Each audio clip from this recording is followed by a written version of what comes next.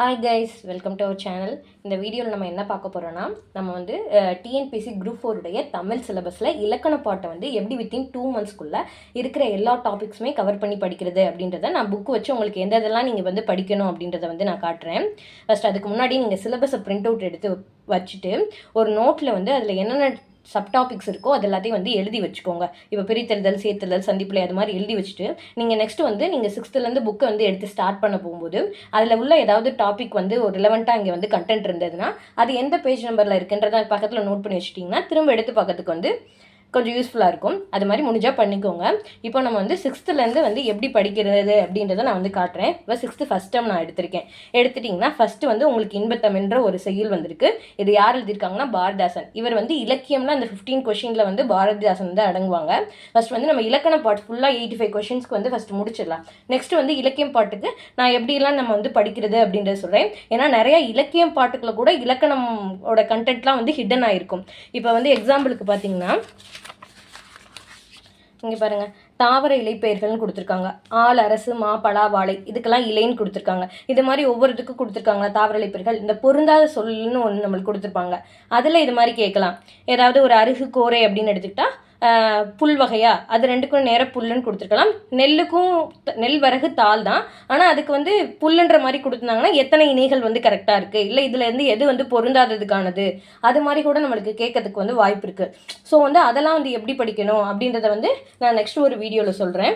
இப்போ வந்து நம்ம இலக்கண பாட்டு வந்து எப்படி படிக்கணுன்றதை வந்து ஃபஸ்ட் நம்ம வந்து பார்க்கலாம். இப்போ ஒரு செய்யுள்னு எடுத்துக்கிட்டிங்கன்னா அதுக்கு கீழே பாருங்கள் சொல்லும் பொருளும் இருக்குது. அதை கண்டிப்பாக ஒரு செயலுக்கு பின்னாடி இருக்கும். அதை கண்டிப்பாக படிச்சிடணும். இந்த நூல்வெல்லாம் இலக்கியம் படிக்கும்போது பார்த்துக்கலாம். நெக்ஸ்ட் பாருங்க, ஒவ்வொரு இது மாதிரி லெசனுக்கு பின்னாடியும் உங்களுக்கு ஒரு மொழித்திறன் பயிற்சி வந்து கொடுத்துருப்பாங்க. சரியான விடையை தேர்ந்தெடுத்தெழுதுக, நெக்ஸ்ட் வந்து பொறுத்துக இருக்கு, நெக்ஸ்ட் இயல்பு சொற்களை எடுத்தெழுதுகன்னு இருக்கு. அது மாதிரி ஒவ்வொரு லெசனுக்கும் பின்னாடியும் உங்களுக்கு செய்யுளா இருந்துச்சுன்னா சொல்லும் பொருளும் இருக்கும், பின்னாடி வந்து மொழித்திறன் பயிற்சி கொடுத்துருப்பாங்க. அதே மாதிரி ஒரு லெசன் முடிஞ்சதுக்கு அப்புறம் வந்து என்ன இருக்கும், இலக்கண பாட்டு வந்து இருக்கும். கண்டிப்பாக நீங்கள் இந்த இலக்கணம்ன்றது வந்து அவங்க மென்ஷன் பண்ணலைனாலும் 6th 12th வரைக்கும் நியூவாக இருக்கட்டும், ஓல்டாக இருக்கட்டும், சிறப்பு தமிழாக இருக்கட்டும், எதெல்லாம் லெசனுக்கு பின்னாடி என்னென்ன இலக்கணம் இருக்கோ அதை கண்டிப்பாக படிச்சுக்கோங்க. ஏன்னா நம்மளுக்கு இப்போ குரூப் 2A மெயின்ஸில் கூட விட்ட ஆகுபெயர், விடாத ஆகுபெயர்லாம் வந்து கேட்டிருந்தாங்க. ஆகுபெயர்ன்றது நம்மளுக்கு சிலபஸில் கொடுக்கல, ஆனால் பெயர்ச்சொல்லுடைய வகையில் அதுலேருந்து எடுத்திருப்பாங்க. அதெல்லாம் வந்து நம்மளுக்கு 12th ஓல்டு சிறப்பு தமிழ்லேருந்து கூட கேட்டிருக்காங்க. ஸோ நீங்கள் என்ன பண்ணணும்னா ஒவ்வொரு லெசனுக்கு பின்னாடி உள்ள மொழித்திறன் பயிற்சியை படிச்சுட்டு நெக்ஸ்ட் அதே மாதிரி ஒவ்வொரு லெசனுக்கு பின்னாடி வந்து 6th ஒரு 9 லெசன் இருக்குன்னா 9 லெசனுக்கு பின்னாடி ஒரு 9 இலக்கணம் பாட்டு வந்து இருக்கும். அதை கண்டிப்பாக எடுத்து படிச்சுக்கோங்க. படிக்கும்போது என்ன பண்ணுறீங்கன்னா நல்லா புரிஞ்சு படிச்சுக்கோங்க. ஏன்னா வந்து உங்களுக்கு எக்ஸாம்பிள் கொடுத்து கண்டுபிடிக்கிறது மாதிரி, அதே மாதிரி ஸ்டேட்மெண்ட் கொடுத்து கூட அதில் ஏதாவது தவறான ஸ்டேட்மெண்ட்டை கண்டுபிடிங்க அப்படின்ற மாதிரி கூட உங்களுக்கு கேட்கறதுக்கு வந்து வாய்ப்பு இருக்குது. அதனால் நீங்கள் வந்து அதை நல்லா படிச்சுக்கோங்க. இப்போ பாருங்க, வினைமுற்று தொடர் அப்படின்றது கொடுத்துருக்காங்க. இதுக்கான மீனிங் என்னன்றது பாருங்க. வினைமுற்றுடன் ஒரு பெயர் தொடர்வது வினைமுற்று தொடர் ஆகும் அப்படின்னு கொடுத்துருக்காங்க. ஆனால் நம்மளுக்கு ஸ்டேட்மெண்ட் மாதிரி கொஸ்டின் கேட்கும்போது வினையுடன் ஒரு பெயர் தொடர்வது வினைமுற்று தொடர் அப்படின்னு கொடுத்தாங்கன்னு வச்சுக்கோங்க, நம்ம ஒழுங்காக பார்க்க மாட்டோம்.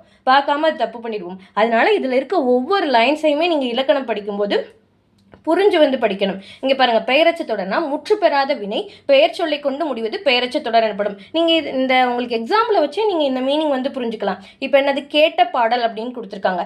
கேட்டன்றது என்னது, ஒரு வினை தான். ஆடல், பாடல், கேட்டல், அது மாதிரி கேட்டல்ன்றது வந்து உங்களுக்கு ஒரு வினை தான். அது வந்து முடிவுபடாமல் எச்சமாக நிற்கிது. ஓகேயா? அதை தொடர்ந்து பாடல்ன்றது ஒரு பெயர். ஸோ இந்த முற்று பெறாத வினையை தொடர்ந்து ஒரு பெயர் சொல் வந்துச்சுன்னா அது பெயரச்சு தொடர். அதே மாதிரி பாடின்றது வந்து ஒரு வினை தான்.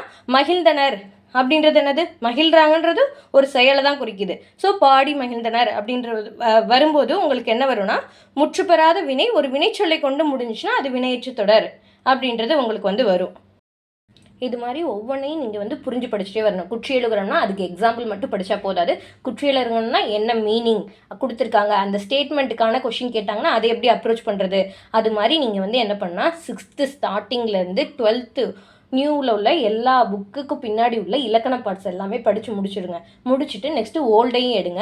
ஓல்டு வந்து உங்களுக்கு வந்து நிறைய பேருக்கு புக் வந்து நம்ம வந்து கலெக்ட் பண்ண முடியாது. எப்படி வந்து ஓல்டு புக் வந்து டவுன்லோட் பண்ணணும்னு நம்ம ஒரு வீடியோ போட்டிருக்கோம், டிஸ்கிரிப்ஷன் லிங்க் கொடுத்துருக்கேன், அதை எடுத்து பார்த்துக்கோங்க. இப்போது நம்ம ஃபஸ்ட்டு சொன்னே பாருங்கள், சிலபஸில் உள்ளதெல்லாம் எழுதி வச்சுட்டு பக்கத்துலேயே அதில் நோட் பண்ணிகிட்டே வாங்கினேன். அப்போ நீங்கள் வந்து நம்ம வந்து 6th நியூவு, ஓல்டு, சிறப்பு தமிழ், ஓல்டு, நியூவு அதெல்லாம் நீங்கள் இலக்கண பாட்டெலாம் கம்ப்ளீட் பண்ணி முடிச்சதுக்கப்புறம் நம்ம ஏதாவது நம்ம சிலபஸில் இருக்கிறது இந்த புக்ஸுக்குள்ளே ஏதாவது கண்டென்ட் அடங்கலை இல்லைன்னா நம்ம அதை விட்டு வச்சுருப்போம் பாருங்கள், அதை எடுத்து நீங்கள் என்ன பண்ணிக்கிறீங்கன்னா கவர்மெண்ட் மெட்டீரியல் இருக்குது பாருங்கள், கவர்மெண்ட் மெட்டீரியலில் அது என்ன டாப்பிக்கோ அதை போட்டு நீங்கள் வந்து கூகுளில் போய் சர்ச் பண்ணிங்கன்னா நம்மளுக்கு கிடைக்கும். அதை எடுத்து இல்லாத டாபிக் கவர்மெண்ட் மெட்டீரியல் வெளி சோர்ஸ் போகிறதுக்கு முன்னாடி கவர்மெண்ட் மெட்டீரியல் வந்து ஃபஸ்ட் எடுத்து பார்த்துக்கோங்க. கவர்மெண்ட் மெட்டீரியல் வந்து நீங்கள் எப்படி வந்து டவுன்லோட் பண்ணணும்னா கூகுளில் போட்டால் கிடைக்கும் சிலதுக்கு, அப்படி வரல அப்படின்ற பட்சத்தில் நீங்கள் வந்து டிஎன் கேரியர் சர்வீஸ் அப்படின்னு போட்டிங்கன்னா ஒரு விர்ச்சுவல் அகாடமி போர்ட்டல் வரும், அதுக்குள்ளே போனாலும் நம்ம வந்து டவுன்லோட் பண்ணிக்கிற மாதிரி இருக்கும். ஸோ அதில் அப்படியும் நீங்கள் போய் வந்து எடுத்து பார்த்துக்கோங்க.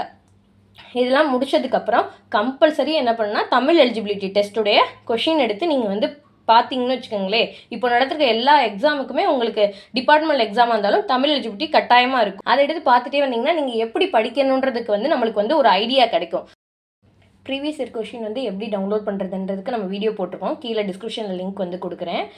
இல்லைன்னா நம்மளுடைய டெலகிராம் குரூப்லையும் நம்ம அந்த தமிழ் எலிஜிபிலிட்டி கொஷின் எல்லாத்தையும் பிடிஎஃபாக வந்து கம்பேர் பண்ணி வந்து கொடுத்துருக்கேன், வேணுன்னா அதையும் நீங்கள் வந்து எடுத்து பார்த்துக்கோங்க.